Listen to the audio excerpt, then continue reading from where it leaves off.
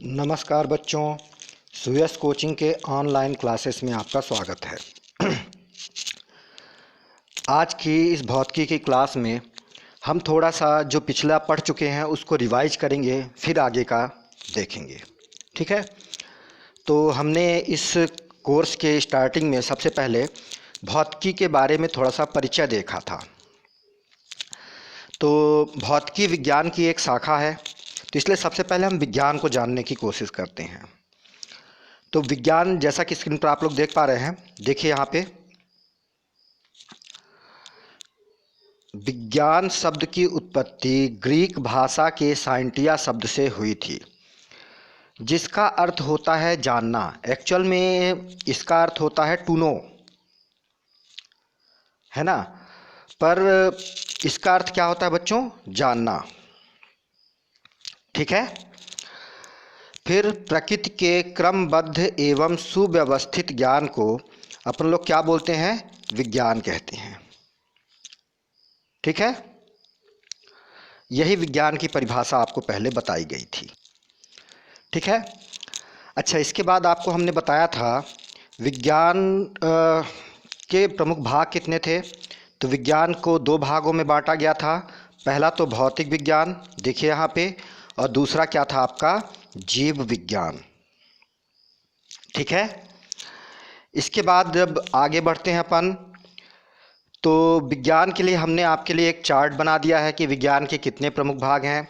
तो यहाँ सबसे ऊपर देखिए विज्ञान लाल कलर से लिखा हुआ है, उसे दो भागों में बांटा गया, भौतिक विज्ञान और जीव विज्ञान। ठीक है।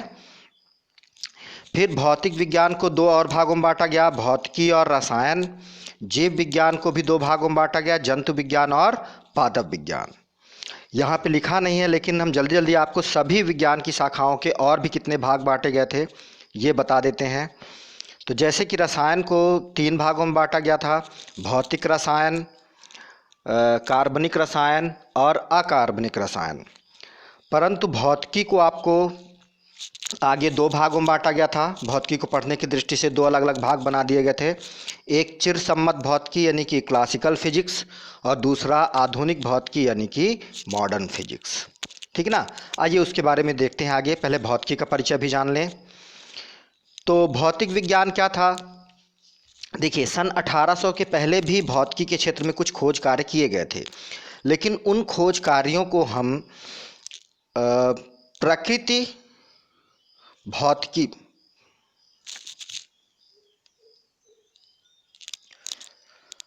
प्राकृतिक नेचुरल फिजियोलॉजी के नाम से जाना करते थे, है ना, प्रकृति दर्शन शास्त्र। ठीक है। इसकी चर्चा हम लोग पहले वीडियो में कर चुके थे थोड़ा बहुत।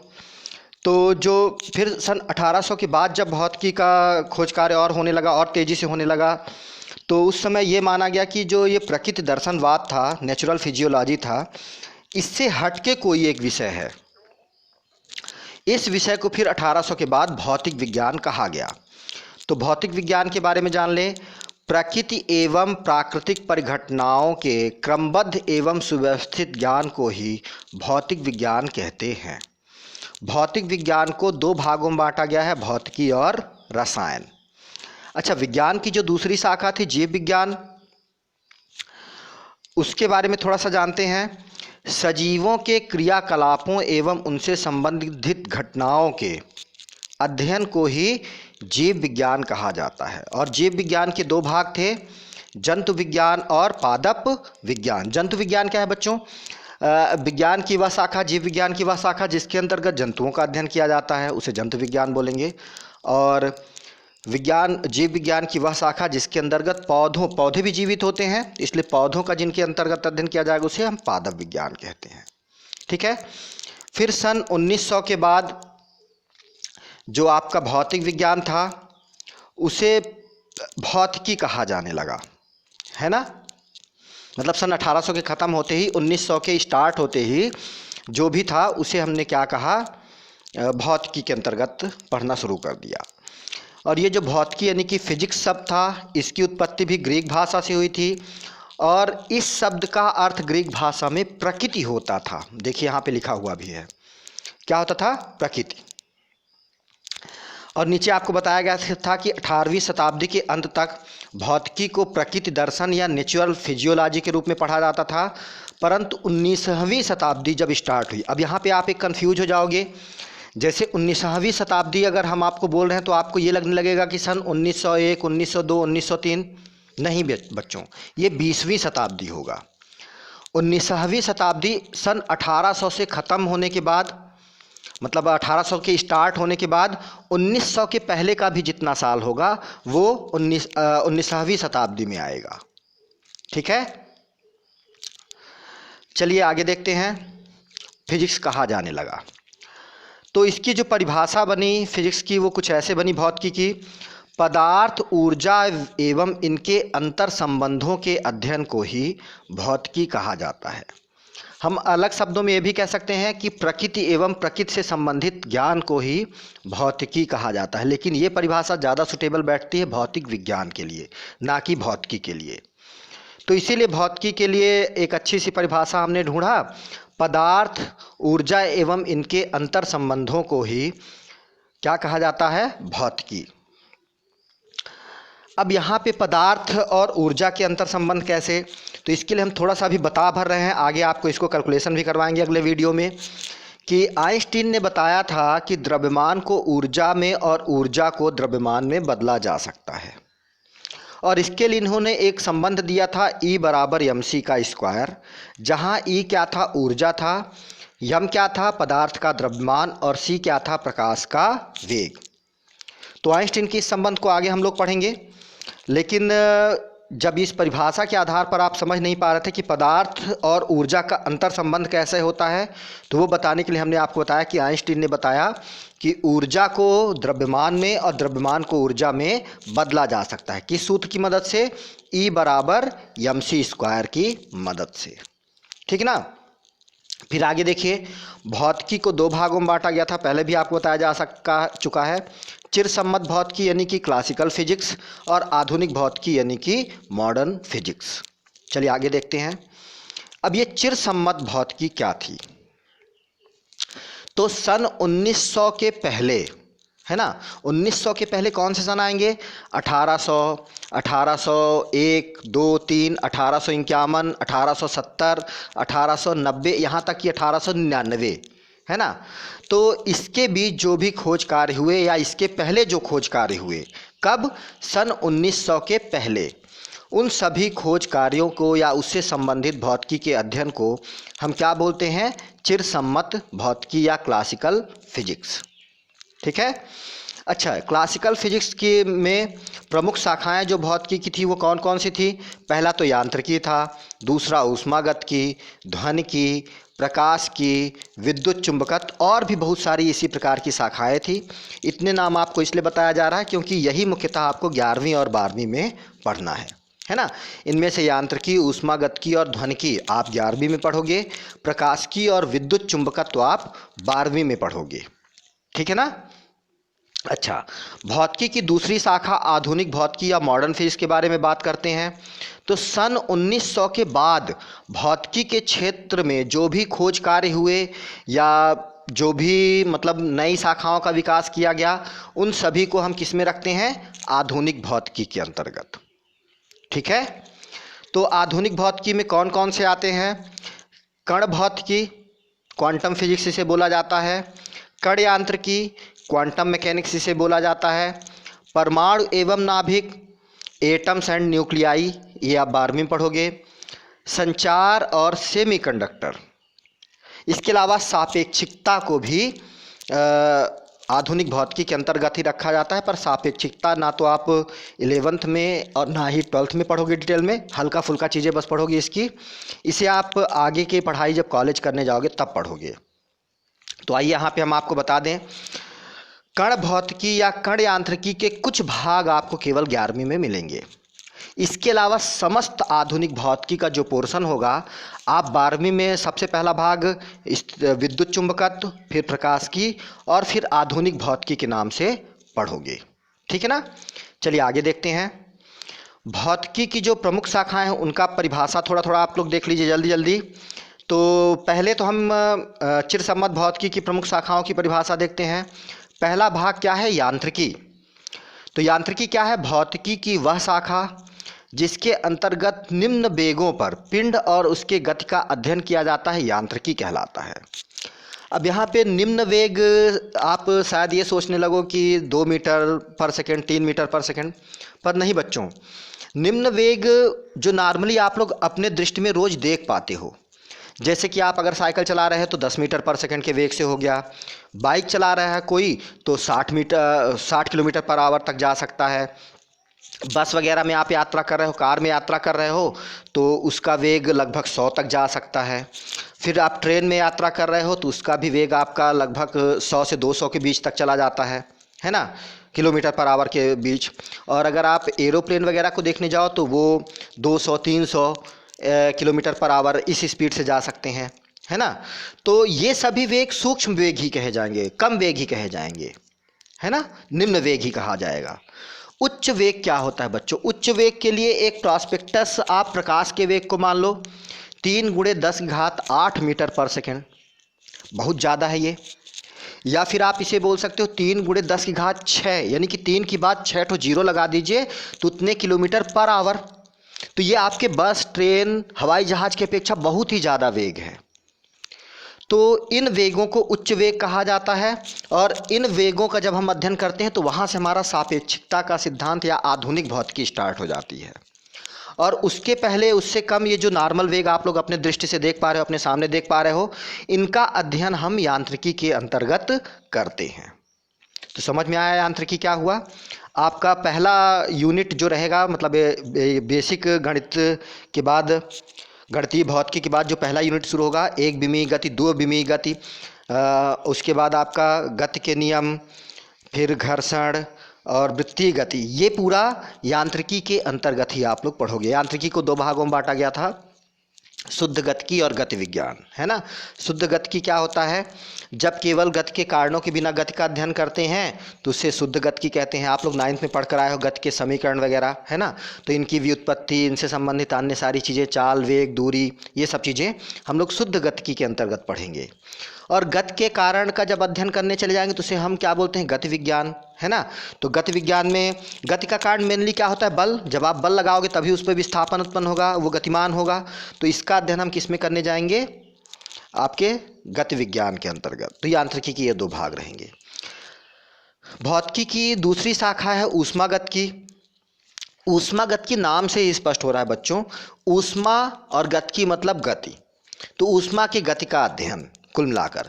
तो भौतिकी की वह शाखा जिसके अंतर्गत ऊष्मा, ताप एवं इसके संचरण का अध्ययन किया जाता है और इसके परिणामों का अध्ययन किया जाता है, ऊष्मागतिकी कहलाता है। आप 11th में ऊष्मागतिकी का भी पूरा पोर्शन पढ़ोगे, 2-3 चैप्टर अलग अलग इसके बांटे गए हैं। तो आगे की चर्चा हम लोग वहाँ पे करेंगे, चूँकि 11th में भी आपको पढ़ना है ना। अगला भाग होता है ध्वनि विज्ञान। ध्वनि विज्ञान, देखो हम बोल रहे हैं, आपको सुनाई दे रहा है, तो ये तो ध्वनि हुई, है ना।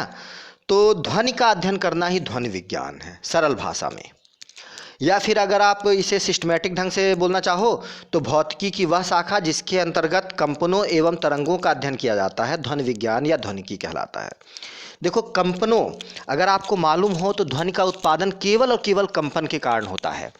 जब कोई भी वस्तु कंपन करती है तो उस कंपन के परिणाम स्वरूप हमेशा ध्वनि का उत्पादन होता है ना। तो जब उस कंपन से ध्वनि का उत्पादन होता है तो आप ये कहोगे कि कभी कभी आप कंपन करवाते हो कुछ वस्तुओं को तो उसकी ध्वनि तो सुनाई नहीं देती है, पर कुछ का सुनाई देता है। तो आपको बता दें कि जो कंपन कोई भी वस्तु कर रही है उसके कंपनों की संख्या, 1 सेकंड में कितने कंपनों की संख्या है, उसे हम लोग क्या बोलते हैं? ध्वनि का आवृत्ति, है ना।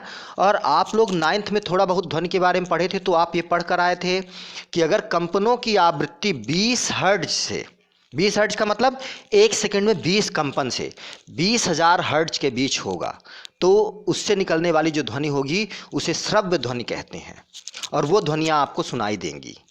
उसके अलावा 20 हर्ट्ज से कम कंपन अगर रहा, यानी 1 सेकंड में 20 कंपन से कम कंपन करती कोई वस्तु, या 1 सेकंड में 20,000 हर्ट्ज से ज़्यादा, यानी 20,000 बार से ज़्यादा कंपन कोई वस्तु करती है, तो वो ध्वनियाँ आपको सुनाई नहीं देंगी। है ना।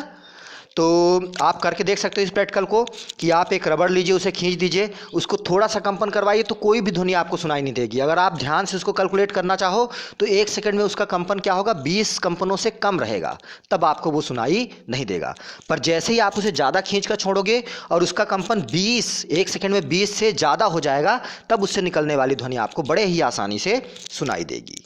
तो इसीलिए भौतिकी की वह शाखा जिसके अंतर्गत हम कंपनों और तरंगों, ध्वनि को तरंग ही कहा जाता है, आगे आप लोग देखोगे इसे, तो कंपनों और तरंगों का अध्ययन किया जाता है, उसे ध्वनि विज्ञान या ध्वनिकी कहा जाता है ना।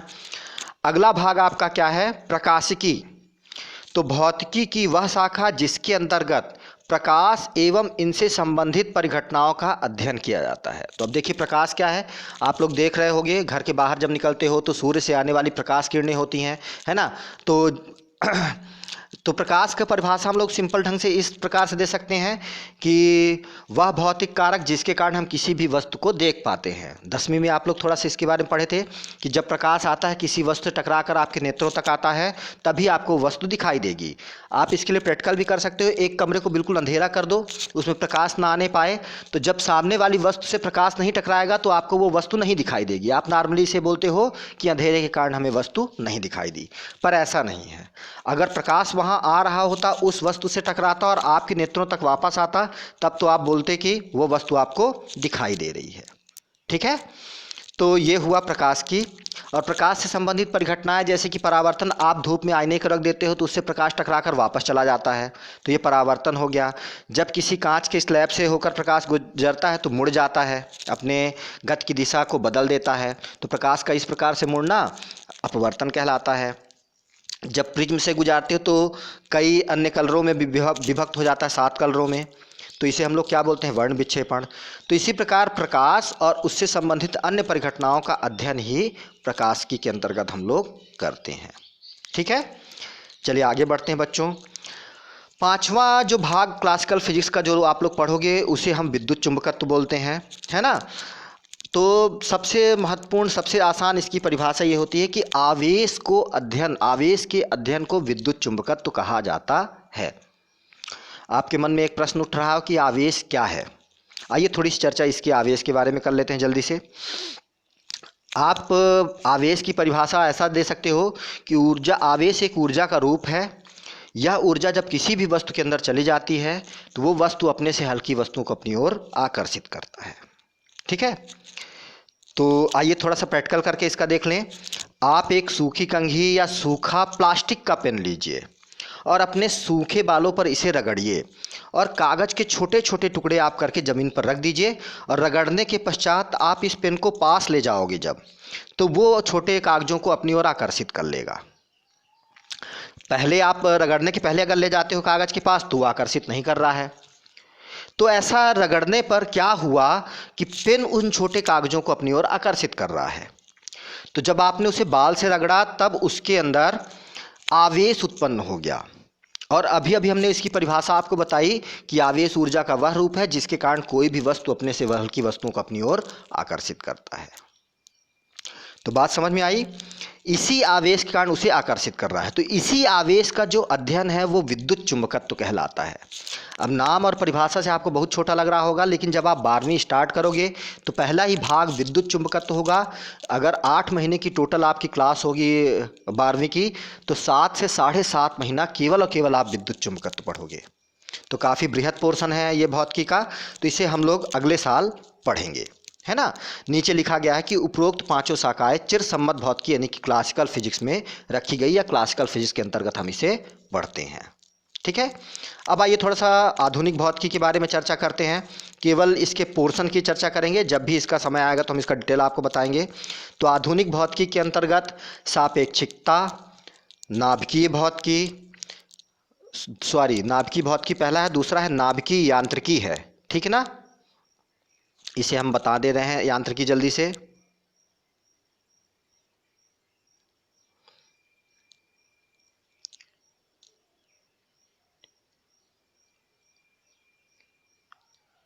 ठीक है, तो पहला सापेक्षिकता था, रिलेटिविटी, दूसरा नाभिकीय भौतिकी यानी कि क्वांटम फिजिक्स, तीसरा नाभिकीय यांत्रिकी यानी कि क्वांटम मैकेनिक्स, चौथा कणीय भौतिकी यानी कि जहाँ पर हम लोग कणों के बारे में पढ़ने जाएंगे, और क्वांटम भौतिकी लास्ट, है ना। और भी कई शाखाएं हैं, इन सभी को आधुनिक भौतिकी के अंतर्गत रखा गया है। तो और भी कई शाखाएं हैं जिसे हम आगे चलकर पढ़ेंगे, जैसे कि अंतरिक्ष विज्ञान हो गया, और भी मतलब बहुत सारी चीज़ें हैं। तो जब भी जो समय आएगा हम उसे आपको समझाते रहेंगे। चलिए आगे बढ़ते हैं बच्चों। इसके बाद हमने आपको गणितीय भौतिकी पढ़ाया था। गणितीय भौतिकी में सबसे पहले हमने आपको द्विघात समीकरण बताया। तो द्विघात समीकरण का बेस फॉर्मेट आपके सामने यहाँ पे लिखा हुआ है, जो कि ax² bx + c = 0 होता है। इसे द्विघात समीकरण क्यों कहते हैं? क्योंकि एक्चुअल आपको ध्यान होगा अगर, तो इसके दो भाग होते थे। इसमें दो प्रकार के संख्याएं होती थीं। पहला तो नियत राशियां, जैसे कि a b c, इनका कुछ ना कुछ मान होता था, 2 3 4 5, माइनस में कुछ भी हो सकता है ना, पर जो भी मान होगा नियत रहेगा, है ना। तो और अच्छा, दूसरी प्रकार की राशियां क्या होती थी? वेरिएबल, परिवर्ती राशि, जिसे हम लोग चर बोलते थे। नियत राशियों को हिंदी में क्या बोलते थे हम लोग? अचर राशियां। और जो परिवर्ती राशियां होती थी, हर एक नए समीकरण में इसका मान बदल जाता था आंसर निकालने पर, उसे हम लोग चर राशि या वेरिएबल कहते थे, है ना। और 10वीं में आप लोग पढ़कर आए थे कि एक सूत्र के द्वारा इसको हम सॉल्व किया करते थे, x = -b + -√b² - 4ac/2a। हालांकि दो विधियां और थीं, एक गुणनखंड विधि और दूसरी पूर्ण वर्ग विधि, जिसके अंतर्गत भी हम इन्हें हल करते थे वर्ग समीकरणों को। तो ये चूंकि 10th का था, हम लोग पढ़ कर आए थे, तो इसकी ज़्यादा चर्चा नहीं करेंगे, बेसिक चीज़ों की हम चर्चा कर रहे हैं। आगे देखिए, इन समीकरणों के दो मूल होते थे। क्यों दो मूल होते थे? क्योंकि हमने आपको बताया था कि किसी भी समीकरण में चर राशि की अधिकतम जो भी घात होगी उसे उस समीकरण का घात कहा जाता है, और जितनी उसकी घात होगी उतने ही उसके आंसर आएंगे, उत्तर आएंगे, चर राशि के उतने ही मान आएंगे। और चर राशि के इन्हीं मानों को ही हम क्या बोलते थे? मूल, जिन्हें हम अल्फा और बीटा के द्वारा वर्ग समीकरण के लिए दर्शाते थे। ठीक है, अब आगे देखिए, वर्ग समीकरण में दो मूल होते थे, जो अभी हमने आपको बताया।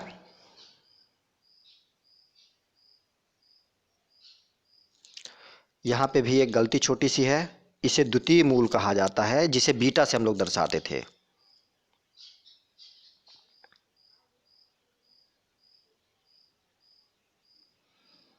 ठीक है बच्चों, द्वितीय मूल कहा जाता है।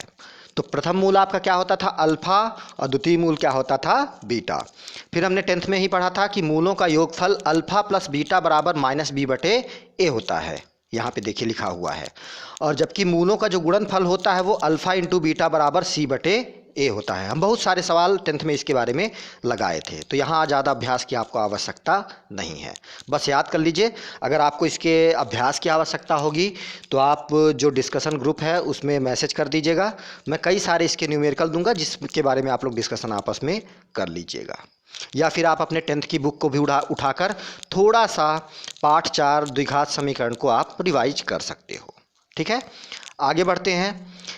जो आप इसका मान निकाल रहे थे, x = -b + √b² - 4ac/2a में जो अंडर रूट के अंदर संख्या लिखी होती थी b² - 4ac, इसे वर्ग समीकरण का विविक्त कर कहा जाता है, तथा इसे D के द्वारा दर्शाया जाता है। दरअसल ये विविक्त कर किसी भी समीकरण का प्रकृति को दर्शाता था, मूलों की प्रकृति को। किस प्रकार से? जैसे कि पहला इसमें कॉन्सेप्ट होता था कि यदि d का मान 0 से छोटा है, 0 से छोटी संख्याएं ऋणात्मक संख्याएं होती हैं, तो यानी कि b² - 4ac का मान अगर आपका 0 से छोटा यानी कि ऋणात्मक आ जाए, तब उस समीकरण निकाय के मूल काल्पनिक होते थे, वास्तविक मूल आपको नहीं मिलते थे। ठीक है, क्योंकि b² - 4ac का मान जब ऋणात्मक होता था तो अंडर रूट के अंदर ऋणात्मक संख्या होती थी, और ऋणात्मक संख्या का वर्गमूल नहीं निकाला जा सकता, इसीलिए आपके मूल क्या हो जाते थे? काल्पनिक। अगला भाग देखिए, यदि d का मान यानी कि b² - 4ac का मान 0 के बराबर हो, तब उस समीकरण निकाय के दोनों मूल बराबर हो जाते थे, है ना।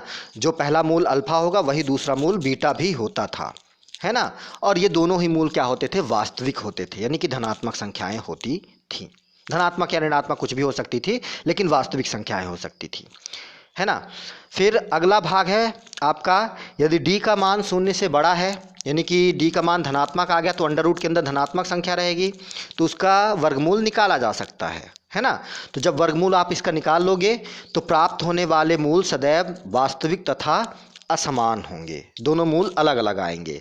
इस वाले कंडीशन में जब डी बराबर 0 को था तो दोनों मूल बराबर आते थे, और आखिरी वाले कंडीशन में दोनों मूल अलग अलग आपके आएंगे, है ना, और वास्तविक होंगे। इसके बाद हमने आपको लघुगणक के बारे में थोड़ा सा बताया था, जिसमें कई बच्चों को शंकाएं थी, इसलिए लघुगणक को हम थोड़ा सा डिटेल में पढ़ाएंगे आज आपको। लघुगणक के बारे में आप इतना जान लो कि किसी भी संक्रिया में, किसी भी समीकरण में एक राशि का कितनी घात चढ़ाने पर दूसरी राशि हमें प्राप्त हो रही है, तो उस घात के मान को ही हम लोग लघुगणक कहते हैं, है ना। जैसे देखिए नीचे एक लिखा हुआ है आपका a की घात यक्स बराबर यम, तो इस संक्रिया का जो लघुगणक होगा वो यक्स होगा, क्योंकि अभी भी हमने आपको बताया कि किसी भी संक्रिया की घात को बताना ही लघुगणक कहलाता है, या घात को ही लघुगणक कहा जाता है। ठीक है, तो अगर मान लीजिए हम आपको ऐसा एक क्वेश्चन दें कि a की कितनी घात चढ़ाई जाए ताकि हमें यम प्राप्त हो जाए, है ना, तो इस यक्स को यानी कि इस घात को यानी कि यक्स को ज्ञात करने की ही जो विधि होती है उसे हम लोग क्या बोलते हैं, लघुगणक। जैसे कि a की घात यक्स बराबर यदि आपका यम हो तो इसे लघुगणक के रूप में हम कैसे लिखेंगे कि जब हम लॉग का आधार a को बना दें और यम का लघुगणक निकाल लें, यानी कि a के आधार पर यम का लघुगणक कितना होगा, यक्स, यानी कि a की घात को a के ऊपर जब हम यक्स घात को चढ़ाएंगे तब हमें यम प्राप्त होगा। फिर से एक बार देख लें इसे कि लघुगणक क्या है, घात को ज्ञात करना है, यानी कि अगर आपके सामने क्वेश्चन हो कि a की घात कितनी हो ताकि हमें यम प्राप्त हो, तो उस a की घात को ज्ञात करना ही क्या कहलाएगा, आपका लघुगणक। तो इसके लिए हम क्या करते थे कि a की घात चूंकि आपको ज्ञात करना है तो a को आधार बना लेते हैं, और यम का मतलब जो आपको मान प्राप्त हो रहा था उसका हम लघुगणक निकाल लेते हैं, तो हमें उसकी घात a की घात कितनी चढ़ाने पर यम प्राप्त होगा, ये हमें यक्स प्राप्त हो जाता है। ठीक है, आगे देखिए एक आपको छोटे से एग्जाम्पल के द्वारा मैं समझाना चाह रहा हूँ इसी चीज़ को, ताकि आप लघुगणक को अच्छी तरह समझ जाएं। जैसे कि देखिए यहाँ पे आपका दिखा हुआ है 2 की घात 3 बराबर 8। 2 की घात 3 का मतलब 2 का 3 बार गुणा, तो 2 दूना 4, 4 दूना 8 होता है। तो देखिए 2 की घात 3 बराबर 8 है, तो अगर आपसे हम क्वेश्चन ऐसा बोल दें कि 2 की घात कितना चढ़ाया जाए ताकि हमें 8 प्राप्त हो, तब आपको घात ज्ञात करनी है ना, तो आप इसे कैसे बता सकते हो, लॉग के द्वारा, लघुगणक के द्वारा ज्ञात कर सकते हो। तो सबसे पहले 2 की घात चूंकि आपको ज्ञात करना है तो आप क्या करोगे, लॉग लिखोगे और लॉग में उसका आधार आप 2 को बना दोगे, और चूंकि आपको 8 प्राप्त करना है तो 8 का आप लघुगणक कितने आधार पर, 2 आधार पर जब निकालते हो तो आपको 3 प्राप्त हो जाता है।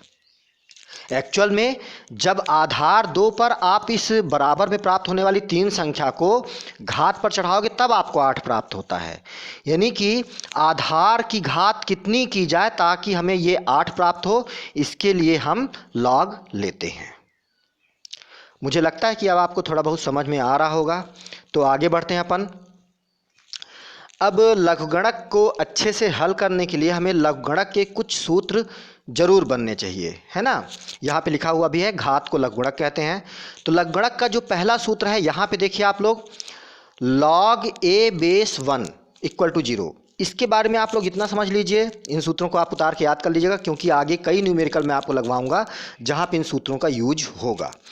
यानी कि आधार कुछ भी रहे, अगर आप एक का कभी भी लघुरिदम लघुगणक निकालते हो तो हमेशा क्या मान मिलेगा आपको, शून्य। जैसे कि एक एग्जाम्पल भी मैंने आके आपको 2 एग्जाम्पल एक्चुअली बता रखे हैं। पहला एग्जाम्पल क्या है कि log बेस 2 यानी कि आधार को 2 रखा जाए और 1 का अगर लघुगणक निकाला जाए तो कितना मिलेगा आपको, 0। आप इसको और भी अच्छे से समझ पा सकते हो, अगर आप इसे घात के रूप में लिखने जाओ तो 2 की घात 0 बराबर आपको हमेशा कितना मिलता है, 1। और आपको ये रूल भी मालूम होगा कि किसी भी संख्या की घात अगर 0 है तो उसका मान सदैव क्या होता है, 1। तो इसीलिए कभी भी आप एक का लघुगणक निकालोगे, आधार चाहे आपका जो भी रहे, तो उसका मान सदैव क्या मिलेगा आपको? 0। तो पहला सूत्र समझ में आया। आइए दूसरे सूत्र पर चर्चा करते हैं अपन लोग। दूसरा सूत्र है लॉग ए बेस ए लॉग ए, मतलब आधार भी वही संख्या और उसी संख्या का अगर आप लॉग निकालते हो तो उसका मान सदैव कितना मिलेगा आपको? 1। जैसे यहाँ पहले सूत्र में आप देखिए कि आधार भी, लॉग का आधार भी ए था और ए का आपने लॉग भी निकाला तो आपको कितना मिला? 1। आगे इसका एक एक उदाहरण लिखा हुआ है, ध्यान से देखिएगा। देखिए लॉग आधार 2 के ऊपर 2 का लॉग लेने पर आपको कितना मिल रहा है? 1। यानी कि आधार भी जब 2 है और 2 का लॉग भी आप लेते हो तो आपको कितना मिल जाएगा? 1। अच्छा, आपको मैंने पहले भी बता रखा था कि अगर आधार कुछ भी ना लिखा गया हो, है ना, तो आधार कितना माना जाता है लॉग का? 10, है ना। अगर कुछ लिखा गया है तो जो लिखा गया है वही उसका आधार होगा, पर अगर कुछ भी नहीं लिखा गया तो लॉग का आधार कितना माना जाएगा? 10। तो इसीलिए कभी भी आप बिना आधार के अगर 10 का लॉग निकालने जाओ तो उसका मान भी कितना आ जाएगा? 1। क्योंकि नहीं लिखे होने के कारण आधार 10 हो गया, तो उसी आधार पर उसी संख्या का लॉग लेने पर कितना मिलता है आपको? 1, इस सूत्र के आधार पर। तो ये दूसरा सूत्र भी आप अपने कॉपी में नोट कर लीजिए और याद कर रखिएगा। आइए तीसरा सूत्र का चर्चा करते हैं, जो कि बहुत ही आसान है और बहुत सारी संक्रियाओं में इसका हेल्प लेना पड़ता है। तो देखिए क्या होगा, लॉग यम गुणे यन बराबर लॉग यम प्लस यन। देखिए पहला ये सूत्र लिखा हुआ है, इसको एग्जाम्पल के द्वारा अगर समझने जाएं कि अगर मान लीजिए आपको 2 गुणे 3 का लॉग निकालना है ना। देखिए यहाँ पे लिखा है log 2 गुणे 3, तो हम इसे कैसे लिख सकते हैं? log 2 प्लस log 3, ठीक ना। और कुछ भी आधार नहीं लिखा गया, मतलब आधार क्या है आपका? 10 है। समझ में आई बच्चों बात? अगले सूत्र की ओर बढ़ते हैं। तो अगला सूत्र आपका ये वाला है, चौथा नंबर, कि अगर 2 संख्याएं आपके पास भाग के रूप में हो तो इसका लघुगणक कैसे संक्रिया की जाएगी। तो अगर आपके पास हो log m बटे n, यानी कि m और n भाग में हो, तब हम इसको कैसे लिख देते हैं? log m minus log n। आइए एक एग्जाम्पल के द्वारा भी देखते हैं इसे। अगर मान लीजिए आपके सामने log 2 बटे 3 हो तो हम इसे कैसे लिखेंगे? log 2 minus log 3। इस सूत्र के अनुसार m बटे n को m माइनस n हमने लिखा था, इसीलिए 2 बटे 3 को 2 माइनस 3 लिख दिया करेंगे। ठीक है, आया ये भी सूत्र समझ में। आगे बढ़ते हैं। पांचवा और अंतिम महत्वपूर्ण सूत्र आपका क्या था? और भी कई सूत्र होते हैं जिसे हम आगे के जैसे जैसे क्वेश्चन सॉल्व करेंगे तो देखते चलेंगे, लेकिन यहाँ पे फिलहाल संक्रिया स्टार्ट करने के लिए, क्वेश्चन सॉल्व करने के लिए इतने सूत्रों को जानना आपको आवश्यक है। तो पांचवा सूत्र क्या है? यदि आपको घात के रूप में लॉग निकालना पड़े, तो लॉग यम की घात यन हो तो इसे हम कैसे लिखेंगे? हमेशा घात शुरू में आ जाती है। देखिए यहाँ पे लॉग यम की घात यन था तो यन को शुरू में लिख लिया है हमने और आगे लॉग यम कर दिया है ना। जैसे कि इस एग्जाम्पल से आगे वाले समझिए, लॉग 3 का स्क्वायर अगर हो तो 2 आपका शुरू में आ जाएगा और लॉग 3 आप लिख दोगे, तो लॉग 3 का स्क्वायर बराबर 2 लॉग 3। आई बात समझ में बच्चों? अच्छा, इसके बाद आपको हमने कुछ लॉग के मान निकलवाए थे इसको भी देख लीजिएगा जल्दी जल्दी। log 2 का मान देखिए आपको निकालना संभव नहीं है। हमने बताया था अभाज्य संख्याओं का log आप नहीं निकाल सकते हो, उसे आप या तो सारणी से देख लीजिए या तो आप अपने एंड्रॉयड मोबाइल के कैलकुलेटर से भी देख सकते हो।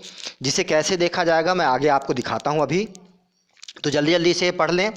log 2 का मान 0.3010 होता है, इसे याद रखिएगा क्योंकि केमिस्ट्री में इसका बहुत ज़्यादा यूज है और भौतिकी में भी कहीं कहीं इसका यूज होता है।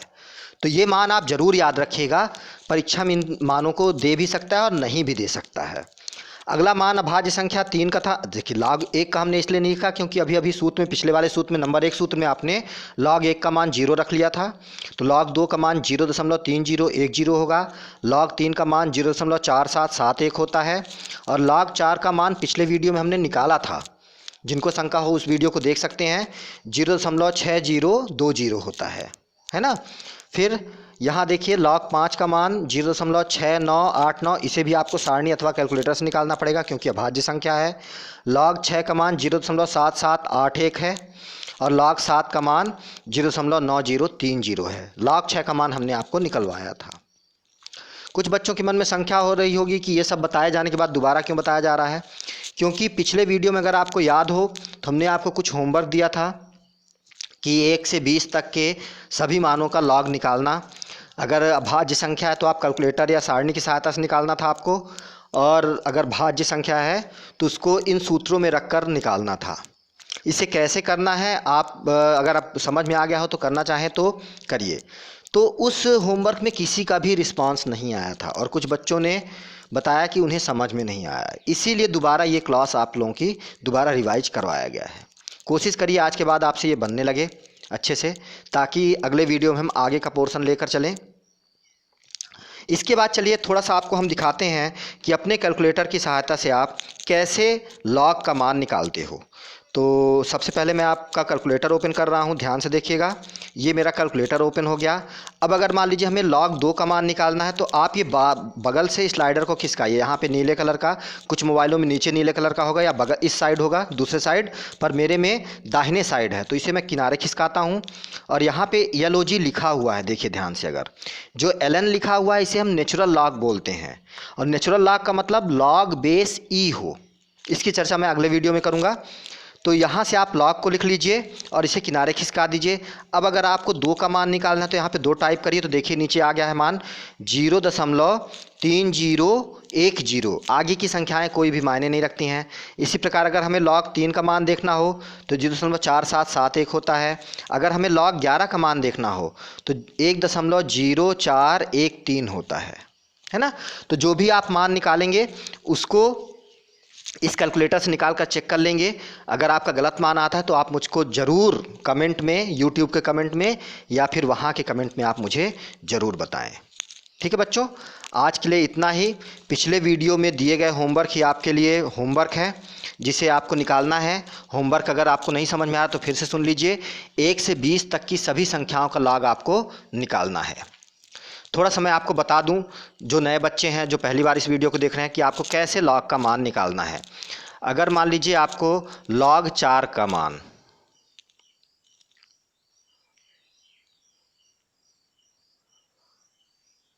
लॉग 4 का मान आपको निकालना है, तब आप क्या करने जाओगे।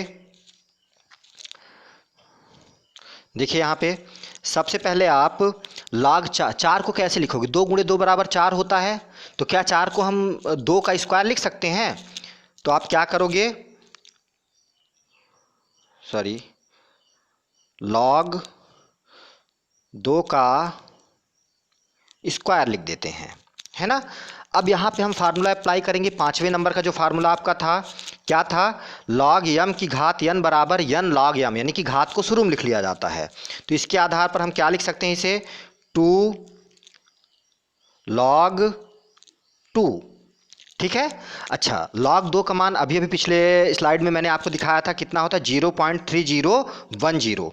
तो आप क्या करोगे, इक्वल टू करके 2 तो देखो शुरू में निकल आया है तो 2 तो आपको लिखना ही पड़ेगा। 2 गुणे लॉग 2 का मान कितना होता है बच्चों, 0.3010 होता है इतना। तो जब हम इसका 2 से गुणा करेंगे तो हमारी वैल्यू कितनी आ जाएगी, एक्चुअली लॉग 4 बराबर आपका कितना आ जाएगा। देखिए 2 से गुणा करिए, 2 शून्यम शून्य, 2 एक कम 2, 2 शून्यम शून्य, सॉरी उल्टा मैंने कर दिया। आपको थोड़ा सा इसके लिए अवेयर रहना पड़ेगा। तो देखिए अपन कर लेते हैं पहले, फिर वहाँ पे लिखते हैं। तो 2 का गुणा है इसका, 2 शून्यम शून्य, 2 एक कम 2, 2 शून्यम शून्य, 3 दूना 6 और शुरू में 0 दशमलव, तो हमारा कितना आ जाएगा, 0.6020। तो देखिए लॉग 4 का मान निकल आया, ध्यान से देख लीजिएगा इसे। इसी प्रकार एक गुणे वाला भी लॉग निकाल कर मैं आपको जल्दी से दिखा देता हूँ। अगर हमें लॉग 6 का मान निकालना हो, log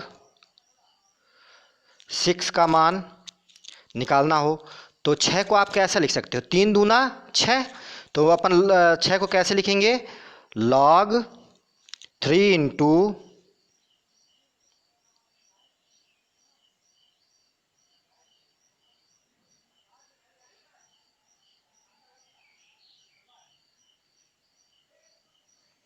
log 3 into log sorry, देखिए जल्दबाजी में गलती होगी, log 3 इंटू 2, क्योंकि 3 दूना 6, तो log 6 को हम लोग 3 दूनी 6 भी लिख सकते हैं। बराबर करने पर ये कितना आ जाएगा। अब यहाँ पे हम एक फार्मूला अप्लाई करेंगे बच्चों, log m इंटू n बराबर log m plus log n का, यानी कि दो संख्याएं अगर गुणे में हो तो इन दोनों को दो अलग अलग log के साथ जोड़ के रूप में लिखा जा सकता है। तो क्या आ जाएगा आपका, log 3 धन log 2, है ना। फिर आप log 3 और log 2 का दोनों का मान रख दीजिए और उन्हें जोड़ लीजिए, तुरंत ही आपका क्या आ जाएगा, log 6 का मान आ जाएगा। तो यहीं पे अपन रख लेते हैं एक बार मान, फिर नीचे वाली लाइन में जोड़ देंगे, ठीक है ना। तो log 2 का मान कितना होता है बच्चों, याद करिए, पहले log 3 का रखिए, 0.4771, ये log 3 का मान होता है, पिछली स्लाइड में देख लीजिएगा। फिर यहाँ पे आपको प्लस करना पड़ेगा, प्लस अब आपको log 2 का मान 0.3010 रखना पड़ेगा। अब इन दोनों को अगर आप जोड़ते हो तो log 6 की वैल्यू आपको कितना मिल जाएगी, ध्यान से देखिएगा, 0 और 1 को जोड़ोगे तो 1 आएगा, 7 1 8 हो जाएगा, 7 और 0 7 आएगा और 4 3 7 आएगा। तो आपका वैल्यू कितना आ गया, 0.437 707। एक मिनट बच्चों, शायद कुछ गलतियां हम लोग कर रहे हैं, उसे देखने के लिए थोड़ा सा पिछली स्लाइड में अपन चलते हैं। log 4 3 हाँ ठीक 771, देखिए क्या आपने यही रखा है 771। अब इसे जोड़िए, 4 3 7 707 और 7 1 8 होगा आपका, और आखिरी है 101। तो देखिए log 6 का मान क्या इतना ही आपका आ रहा है। तो इस प्रकार से अन्य चीज़ों को जो भी, जैसे कि 15 अगर आपका निकाल रहे हो तो 3 पचे 15, तो 15 को आप 3 गुणे 5 लिख लोगे, तो log 3 प्लस log कितना हो जाएगा 6, और log 3 और log 6 का ये जो मान आपने निकाला रखकर जोड़ लोगे तो आपका आंसर आ जाएगा। इसी प्रकार जब आपको 16 का मान log 16 का मान निकालना होगा तो इसका आप 2 से गुणनखंड जब आप करोगे तो कितनी बार 2 का गुणा किया जाए ताकि 16 आ जाए, 4 बार। तो आप 16 को 2 की घात 4 लिख सकते हो क्या, तो log 16 बराबर log 2 की घात 4 हो जाएगा, और log m की घात n वाले सूत्र से n शुरू में आ जाता है तो 4 शुरू में आ जाएगा। तो क्या बचेगा आपका 4 log 2, और log 2 का मान रख के 4 से गुणा करके आप इसे निकाल लोगे। तो बच्चों आज के लिए इतना ही। प्लीज़ आप इसका रिस्पांस ज़रूर दीजिएगा, अगर रिस्पांस ना आया तो या तो मैं 11th की क्लासेज ये बंद कर दूंगा या फिर बिल्कुल सिंपल से लेक्चर चालू कर दूंगा, मैं ये सब आपको पढ़ाना बंद कर दूंगा। तो आप इसका रिस्पांस यूट्यूब चैनल पर कमेंट के द्वारा, या फिर जो लोग डिस्कशन ग्रुप में जुड़े हुए हैं सुयश कोचिंग 11th नाम से, तो उसमें इसका रिस्पांस आप मुझे ज़रूर दें। चलिए, धन्यवाद।